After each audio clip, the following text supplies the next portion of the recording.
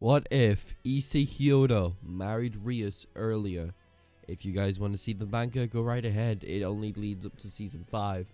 But we actually are getting a new season of it soon, which I'll be streaming in my Discord server once it comes out. I cannot wait for the new season. I can't wait for the plot, you know? But seriously though, I cannot wait for the next season. And also this video is going to be insane halfway through. So if you guys want to see some fire storytelling, please stay for the end of the video. And also there'll be a thing at the end of the video I'm going to give away. Hope you all enjoy and begin.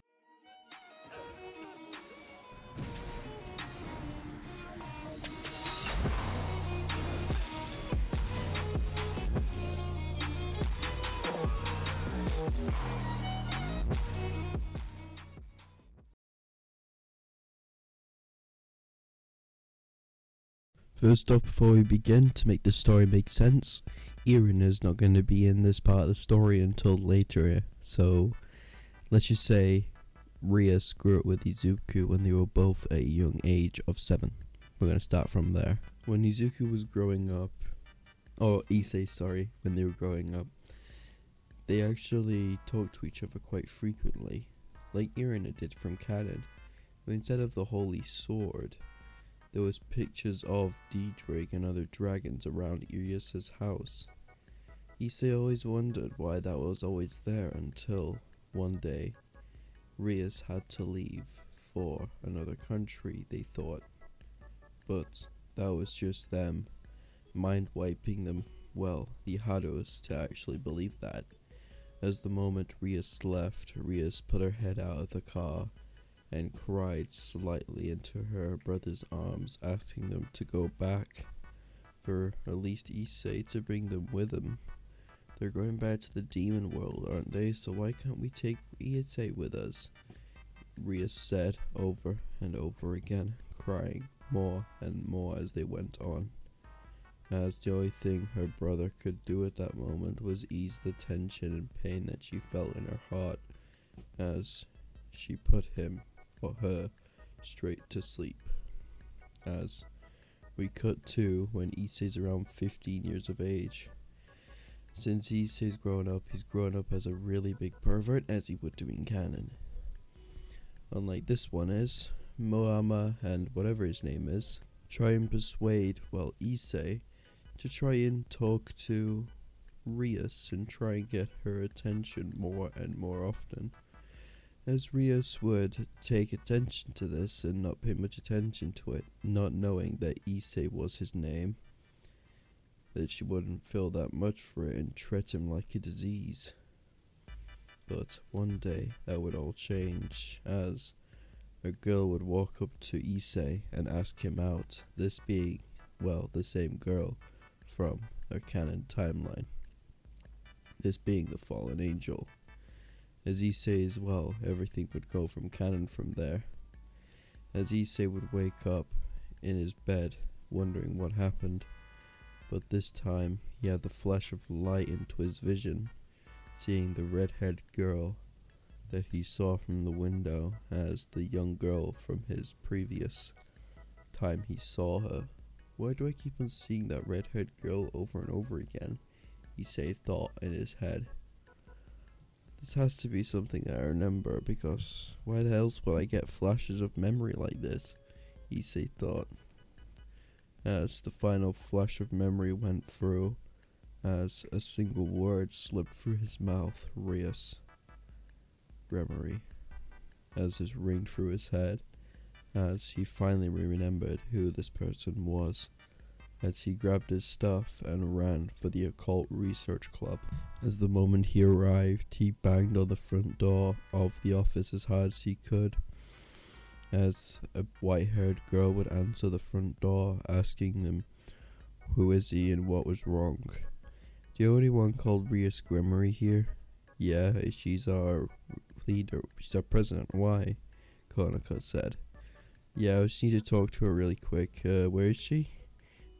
She's just in the shower. She'll be out soon, he said.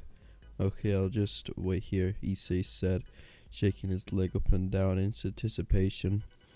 As the moment she finished in the shower, she came out as Konako told her that someone was waiting for her with brown hair. As Rias opened the door to see Issei Hiyaro laid on the floor in anticipation. Rias Gremory, is this you? Issei said again. Who are you? Exactly, Rias said. It's me, Issei, don't you remember me? He said. Issei, as a flash of memory would go through to remember as we do a flashback. Dad, can we go visit Issei, please? Rias said. Sorry, sweetie, but we can't go visit him. Remember, he's a human, not a devil. Then why can't we make him to a devil? We still have the evil pieces, she said. Sorry, sweetie, but that's not a no-go. You need to make sure you can create a barrage first. And the only time you can do that is when you turn at least 10, she said. He said. But, no buts, sweetie. You can do this when you're older, alright? You can go back to the human world and go get him when you're around 15, okay? She said, as he carried on around Rias' life. The moment she turned 15, she went back to the same address that Issei lived at to realize he wasn't living there anymore. As she was very sad, and she just went on with her life, not knowing she would ever see him ever again. As we cut to 3 years into the future, with Issei and Rias both sitting there, flabbergasted at each other, as the only thing Rias could do at that point wasn't even hug him, but straight up kiss him. As everyone in the room there was shocked to see that their president just kissed a stranger, as Konako would interrupt them both by punching Issei straight in the face, knocking him flying across the room, almost caving in his jaw accidentally. Get off your hands off our president, you filthy mongrel, she said, as the only thing Rias could do was slap Konako and tell her one thing. You asshole, you do not do that to my Issei, she said, acting like a yandere. As Konako was confused, thinking that boy might have done something to her, but seeing the expression on Rias' face, she's never seen her that mad before. As Rias would go over to Issei and just hug him in a tight embrace, not letting a single bit of air leave her lungs, as she hugged him tighter than any person has ever hugged him before. As Issei tried to get up, but she was knocked back down by Rias' I can't say this word the fear of getting demonetized. I'll just do a big ample plot armor. That better? I would say so. As Issei got up finally from its space and asked Rias why she was being so clingy, but the only thing he got from her was, stay there, let me hug you more, she said over and over again.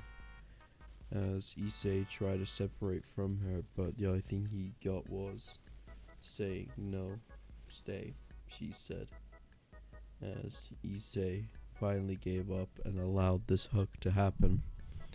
As 2 hours went by, as Rias finally let go of Issei and dragged him into the occult research club. As she sat him down and explained everything of what happened to her so far, leaving out the bit of the demons, but slowly, gradually lead him into it. As Issei would have been told about Drake on his arm. As the moment it was eased into it, Issei finally understood that Rias was a demon and reason why she left. You know you could have just told me, right? Issei said, not acting like a pervert for once.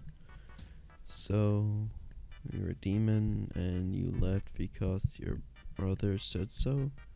No, because my brother was becoming the Demon King and he didn't want me to hang around the human world while his inauguration was going through, she said.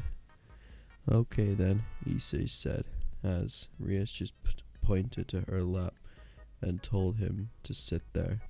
But one question still remained of why he was attacked by a fallen angel, as Rias only replied with saying, because you have a sacred dragon inside of you called Drake. His, basic ability is he can boost your power tenfold and give you enough magic strength twice the times of your normal base, she said. So it's a demonic dragon living inside of me rent free. Got it, Issei said with a thumbs up.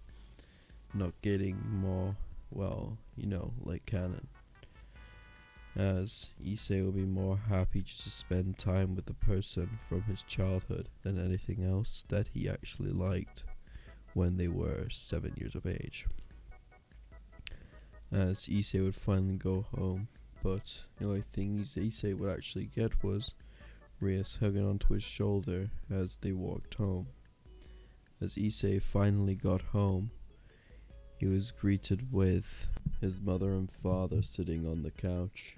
As the moment they saw Rias, they rushed over and asked her how she has been since they were 7, of course, so it's almost been 6 years. I'm kidding, it's 10 years, I'm not an idiot. As Rias would actually have their full-on conversation with them and everything. But one thing would remain differently throughout this timeline. One thing that would keep them weirded out by it.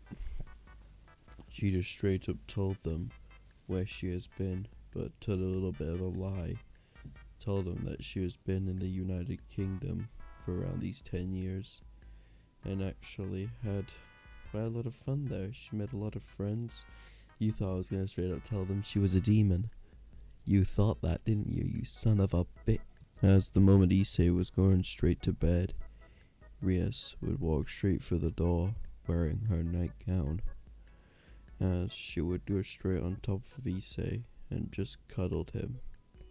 As Issei would be perverted, but he wouldn't do anything.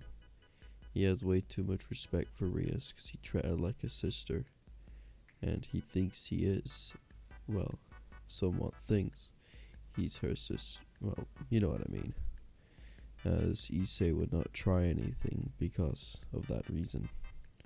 As Rias would cuddle next to Issei, knowing that she has found her one true love.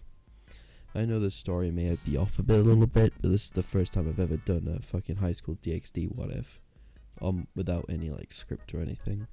But thank you to my Discord server for supplying the actual text-to-speech videos, because they supply my Wattpad scripts and everything, because it's all written by them, most of them. Most of them are recommendations, and I try my best to get permission for the story. I thank you all for them, and I hope you all enjoy.